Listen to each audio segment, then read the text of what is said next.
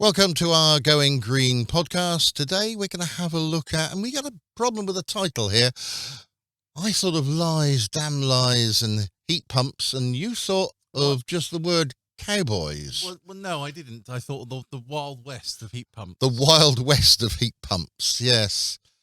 And that seems to be because there seems to be so much non-information out there and sort of stuff on heat pumps that people sort of seem to make up all sorts of things. Yeah, well, although there is lots of non-information, it's mixed in with lots of, I say, decent information, but also information that's not, I wouldn't say correct. That's the wrong way to put it. But you're talking about information about older technologies that heat pumps fit into, because obviously that's where they lie. So let's begin and say, what is a heat pump? Yep, that sounds a good idea. Now, we're an expert on heat pumps because we've actually been using one of these air heat pumps for the past 5 years. And we had a pool, an outside pool, until it was one of these that stuck up on the lawn, until it had a slight little leak, and then suddenly a very big one. And then with the pandemic, we haven't bothered to actually replace it yet. So we found that with the heat pump, we could actually take our pool and we could get it up to about 30 Celsius if we tried. And that made it a really nice and warm pool to sort of get in. And we could do it with our first heat pump, spring, summer. We didn't need to use it quite so much in the summer, and then in the autumn. And how the heat pump worked was that it basically is like a fridge. Yeah, think of a reverse fridge. So a fridge, it's hotter on the outside and cool in the middle. Well, a heat pump is cool in the outside but hot in the middle. And so the heat pump is basically sucking in air, and we'll call it warm air, and it's then going to sort of grab hold of that warm air and use that warm air to heat some water or some other fluid. And it's going to, having taken the heat out, it's then going to blast icy cold air out into, in our case, the garden. And when we initially started, it was right out by the path, and every time you went by, it was freezing cold in summer. Good if it was a really hot day, but not for the rest of the year. So we're then taking water in from the pool, and let's say the pool is at 20 Celsius, and it would send the water back at 21 Celsius. And it would keep doing that until the water all got up to 21, and then it would start taking in water at 21 and sending it back at 22. And it could keep doing this, and it took several days to get the pool up to a temperature where it was sort of, well, you didn't need a wetsuit or dry suit to go in the pool and move the icebergs. Yeah. So it was nice. So that's what essentially heat pumps are. They basically use a way of converting air by compression, or the temperature of air via compression, into another liquid or form. So basically it's a heat exchanger that way, and then you can send your heat to wherever you want to do. You know, we did it for the pool, but obviously you could send it into a radiator or even air conditioning units. Yeah, you can, once you've got that heat, you can then just pass it through via liquid. So let's explain a little bit more about how that heat pump actually works. And something that I need you to sort of understand, the viewer, the listener, is that when you were little, you had a bike. Well, you still may be little, and you still may have a bike, or you may still have a bike. And occasionally your tyres got flat, and you got your pump out, and you held it down right at the bottom, and you got your pump out and you started pumping. And it would be nice if I could do this, but it's very hard on a podcast to show you what I'm doing, so I'm not going to bother. And you couldn't hold the bottom of the pump for very long because it started getting really hot. Because as you compress air, it gets hotter. And this is one of the sort of rules of physics. Yeah. So, and that's how refrigerators have worked, because they not by compressing, but basically by expanding air, you can chill it. So that's how refrigerants work, and so vice versa. If you compress it, it gets hotter. So that's a great sort of starting point. Now, And we don't get the heat, therefore, from an air pump from the motor or anything. That you don't have a heater in there. You're getting all the heat from the air, and all you're doing is driving a compressor. So it's quite efficient, really. yeah. So there is a motor, but that's not doing any of the heating. It purely is by the squishing and also the expansion of air to generate heat. Is what effectively do. So that's great and all, but you've got to remember, yes, you are powering this compressor or this this heat pump by electricity. So in a fantastical world, you would use your heat pump and it will have be powered by green sources, renewables like solar panels and all those sorts of things, and then you could basically have a zero carbon based heating solution, which sounds amazing in the time of we're trying to get to net zero. We're trying to decarbonize. Having a zero carbon heating system, fabulous idea. The problem is, you see, is when you mix well, we're currently transitioning to green, so the heat pumps aren't being powered by green electricity at the moment, but that's not that's not for the consumer to panic about, because of course they're just buying electricity. They're not. They can buy their own solar panels and do it with that. Except, of course, when is it coldest? And the answer is at night. And when do solar panels work the least? And the answer is at night when it's dark. I haven't come across any moon panels yet. Ah.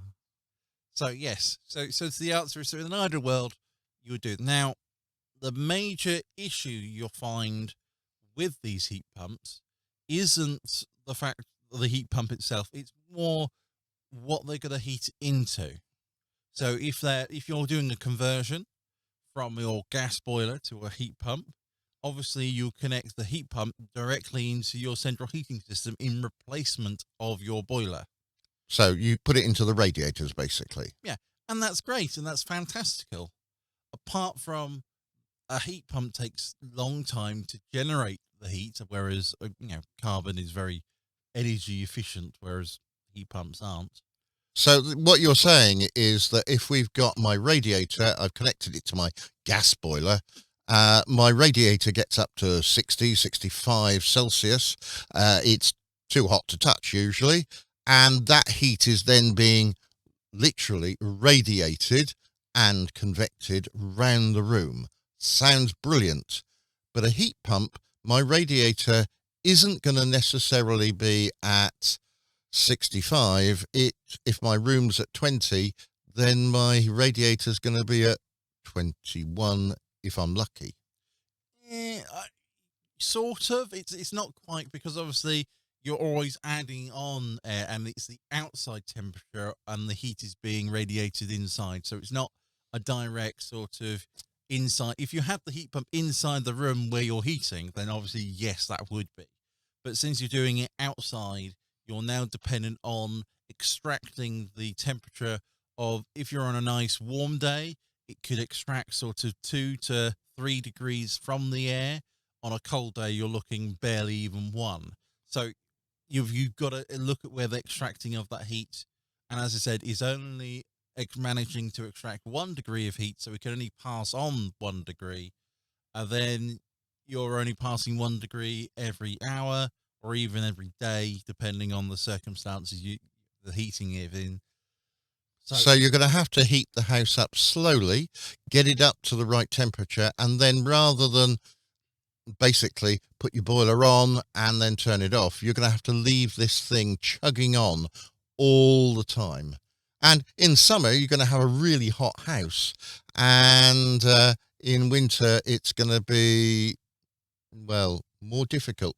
This is the problem we had with our pool, that the system would only work 3 seasons. We then had to invest in a 4-season one, and this pump would then go down and work at -8. And that takes some believing that at -8, it can still extract enough heat from the air and send the air out perhaps at -10, -12, to actually then grab hold of that 1 degree and heat your room from, 20 to 21 to 22, 23, whatever you're going to have it at. So what we're actually describing are heat pumps are very good at taking a room or a house and keeping it at a constant temperature. That's what they're very, very good at. It's a slow, continuous heat, and which is great in that respect. But it can't do, say, you're in the morning and suddenly you need hot water for a shower or those sorts of things. It can't do that. It'll probably spend the 12 hours overnight preparing that, and then so. Well, that's one of the other problems that I read when I see this about all my heating, and it talks about how I'm going to heat my house. Great. But my boiler at the moment heats my house, but it also heats the water, and it heats the water to quite a high temperature, because I do like to, when I have a shower, I do like to sort of get in there and think, this is nice, rather than, and run away. Yeah. So there's the essentially the gripe of heat pumps, and the solution that many people have associated is, let's just put a backup electric heater on the next to or nearby the heat pump, so that electric heater can then heat emergency or on-demand requirements for heat when the heat pump cannot work or you need to generate it very quickly. And that's a solid system. However, that energy, or the energy of the electrical heater, is significantly higher in, I say, cost, but it's, you look at sort of heat pump, doesn't use that much electricity, whereas that electric heater, it's sort of like putting a kettle on. It uses a terrific amount of energy, yes, in a short period of time, but it's sort of a huge demand. Yeah, it's still very expensive to heat water with electricity, isn't it? Yeah.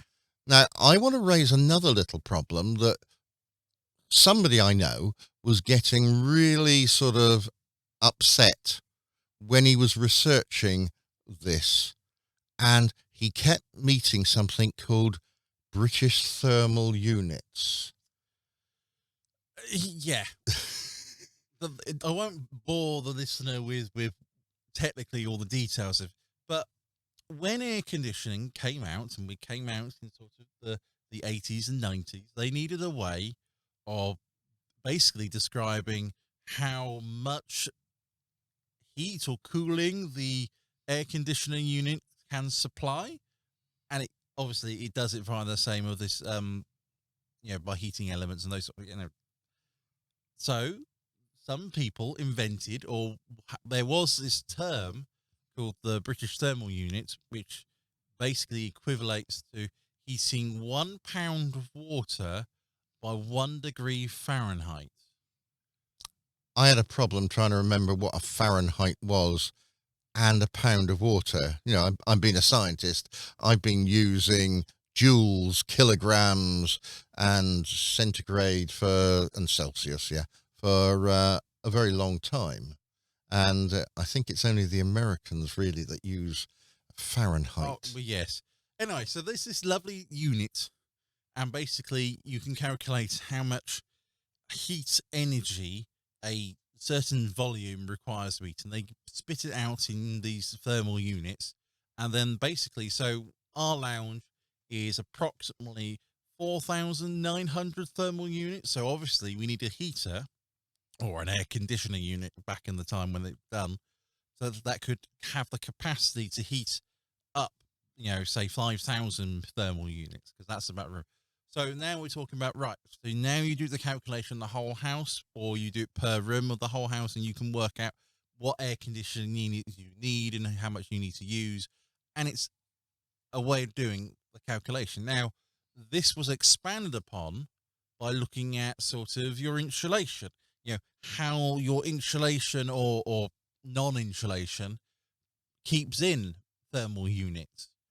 And sort of, if you've got a double skin wall with insulated foam and you've got the heated top floor with concrete underneath, the retention factor of that building or that room is high. So instead of losing, because they cut it off, so instead of losing sort of 60% of those thermal units over a course of a heating term or heating block, it's all complicated because, as I said, there's no standard or regulation. It's all funny units to basically gauge things. But these, how insulated the wall or the room is, cuts down the thermal units. And then they say, really, to heat above the room, you need 10% more power or thermal units capacity on the unit going in. Right, that sounds quite good. So that's this basic idea that you've got to try and heat your house up. But an air source pump and ground source, which we'll talk about in a minute, the air source pumps really only effectively work if your house is very well insulated. And if your house is like most houses in the UK, they're not particularly well, especially the older ones, not well insulated. And so you're shoving in these BTUs and most of them are going out through the window and the walls. Yeah. So this is why, yes, BTUs is not a good value because it's sort of, they escape. But anyway, so relating back to why this is important is because BTUs are classified because of air compression and air conditioners or air conditioning units. They fall in the same category, and so heat pumps have these BTU values and tell you whether I need a small heat pump or a big heat pump for the amount of BTUs required. But of course, a heat pump isn't directly heating a house, it's heating it via a radiator or those sort of things. So it's not a very good comparison because it's not the capacity is shared between all rooms. So suddenly you need a home BTU or value as opposed to, and everything that falls apart and it gets really messy and actually numbering what. However, if you go online, you can get people who will come out and survey and give you a per room, per house BTU calculation to determine what size unit they're willing to give you, or sell you. And as I said, it's all these cowboys, they're out there serving and sort of saying we do our best calculation, but the calculations are flawed to begin with, or there is no standard calculation to use. Every company uses a slightly different formula to produce slightly different set of numbers, and so you can almost go 4 companies, have them all survey at different levels, and come up with 4 different numbers. So you suddenly go, what number am I?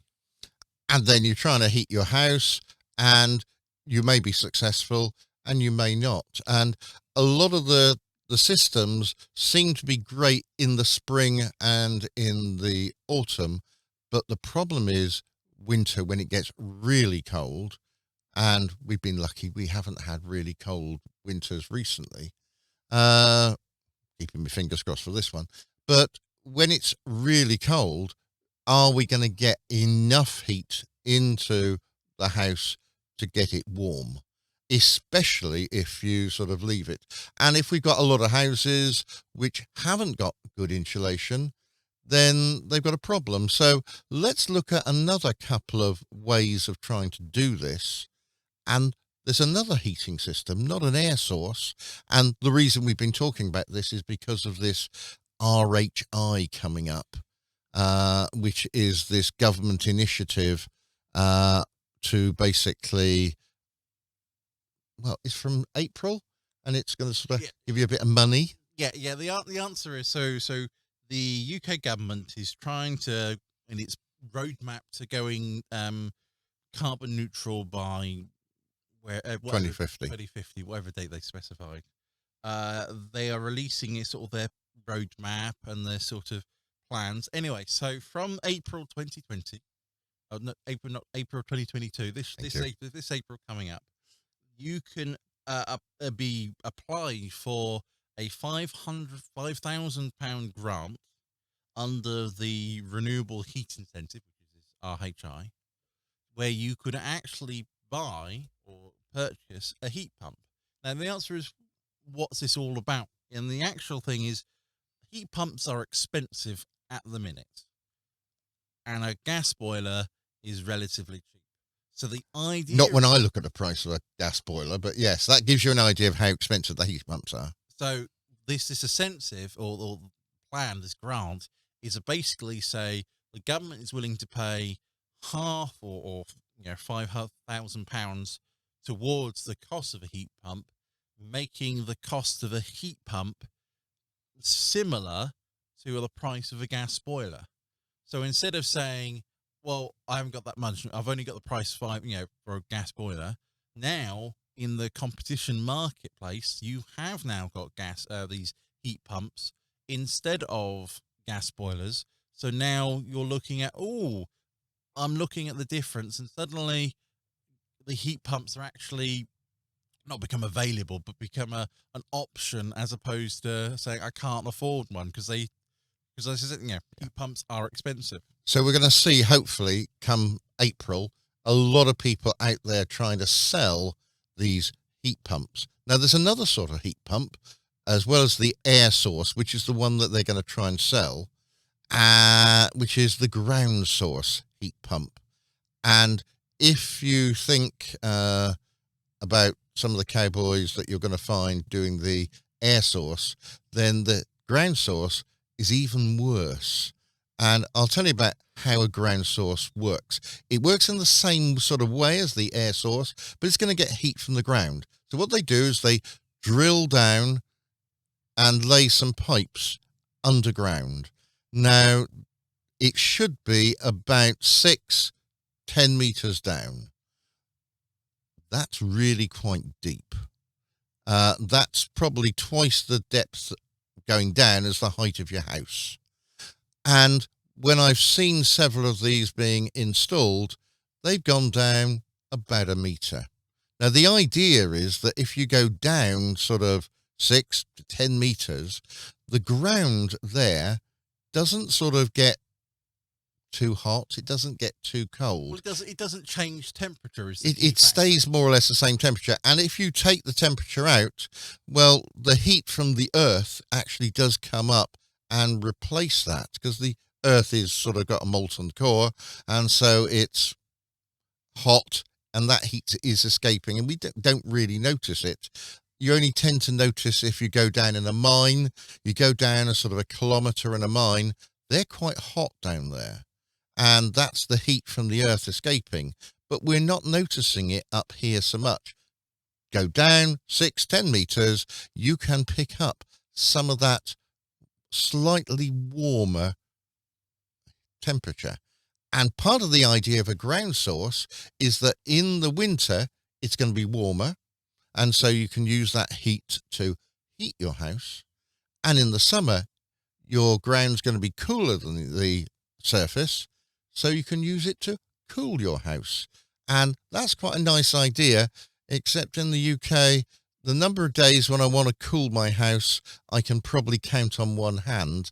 And the number of days when I want to heat my house, I can't count on one hand at all, because I need lots of friends. Yes. So it's the same principle of heating, where basically you're extracting heat from a source and then piping it elsewhere to heat your home, which is, a fantastic, lots of projects are doing this. It's the Eden project are doing this.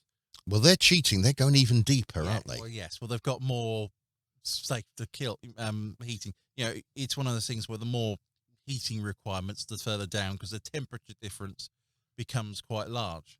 So, but it is essentially you're extracting heat from a source and pump and moving it elsewhere, which is essentially what a heat pump does. Air source one. But of course, you've got the major problem is, yes, you've got the source of heat, whether it's for air compression or whether it's from the ground, but your radiators don't, or your house aren't really keeping that heat in and not using it. It's sort of, the chicken or the egg situation. You can generate the heat, no problem. It's then sort of, you lose it very quickly or instantly. So what was the point of purpose? One of the big problems we've got is that radiators are designed to work at 65, that sort of temperature, anywhere 40, 60, that sort of temperature.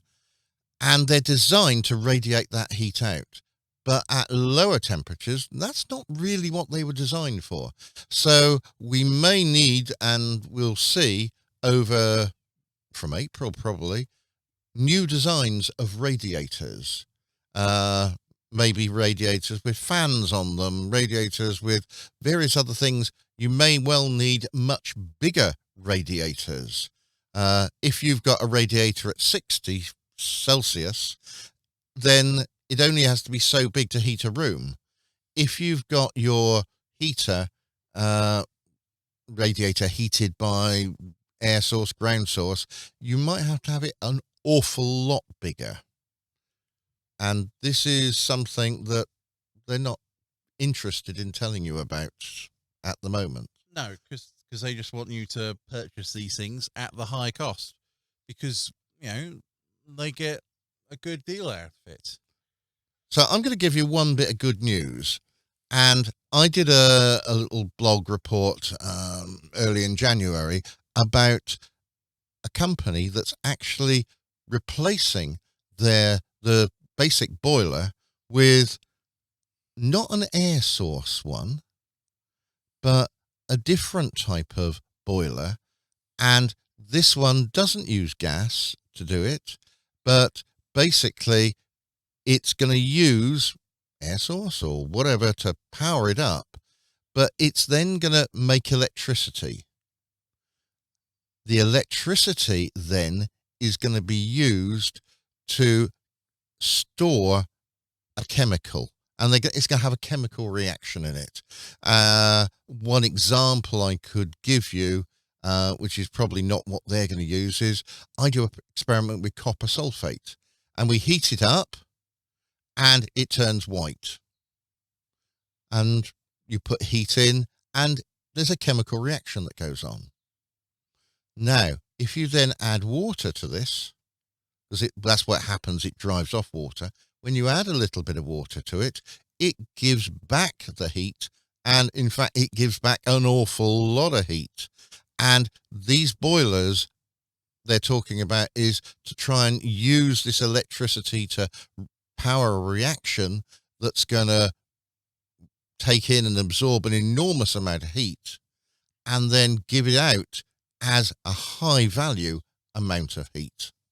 Which solves the problem of the boiler situation of instant demand for heat, as opposed to the slow, continual ambient heat. So, give a plug for the company. It's Vattenhall, and it's a Dutch company, and hopefully Dutch, from Netherlands, and basically it looks like a good system that it's going to heat water up to about 60, could be even 80 Celsius. And that means we could have a working system. And yeah, this is why we're saying, but with this incentive from the government to do this heating pump system, you might find that sort of development goes in because people are now buying this. It's sort of, without investment, things don't change. And so if a lot of people buying into these things early on, then there's actually ways that companies can form and develop and get better, and suddenly their products develop better. and there's people can see there is a need for being, I say carbon green, but they want this non-carbon based heating solutions, then there could be an attractive measure to develop in these things and get these, I say a Dutch company, but other companies to form to develop their new different ways of doing these heat pumps and things to actually provide I wouldn't say beneficial, but to provide an alternative or even more efficient heating solutions for our needs, as opposed to the current technology, which it's a fairly old one. We sort of need talking 40 years, Yeah. a old technology, and it's requiring and to do this cleverly, instead of just asking for new companies to form, they give incentives to people to buy them, which then improves the competition down that way. So it's sort of watch this space in 10 years, unfortunately. You've been listening to our Going Green podcast, looking at heat pumps. Next time, we'll look at another issue, which hopefully will help you do a bit more in going green. Until then, it's goodbye from me. And a goodbye from me. Bye-bye. Bye.